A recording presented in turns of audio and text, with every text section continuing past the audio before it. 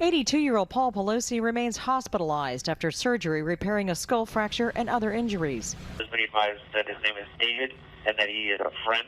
RP sounded somewhat confused. Mr. Pelosi managed to call 911, sending officers to their San Francisco home, which was not under guard because the House Speaker was in Washington. Officers witnessed the violent attack.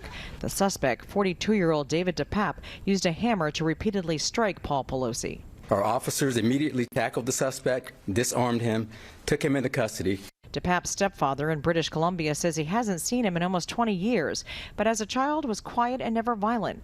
Police say DePape intended to tie Paul Pelosi up and wait for Nancy Pelosi to come home.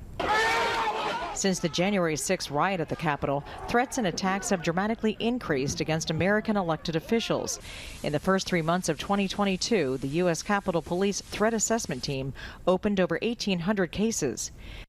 Police say DePape was often online, repeating former President Donald Trump's baseless claims the 2020 election was stolen, but also conspiracy theories of Democratic officials running child sex rings. This was not a random act.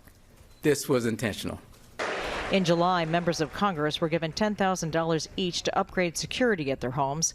With just over a week till the midterm elections, U.S. President Joe Biden is calling for an end to the threats. Every person of good conscience needs to clearly and unambiguously stand up against the violence in our politics, regardless of what your politics are. The House Speaker, who had a weekend booked campaigning for midterm candidates, is now home in San Francisco. Her wealthy neighborhood shaken by the attack. I really don't know what to say because it's just so sad and frustrating. Capitol Police and the FBI have joined the investigation. House Speaker Pelosi is often the target of credible threats. She is given protective security detail, but her husband is not. Jennifer Johnson, Global News, Washington.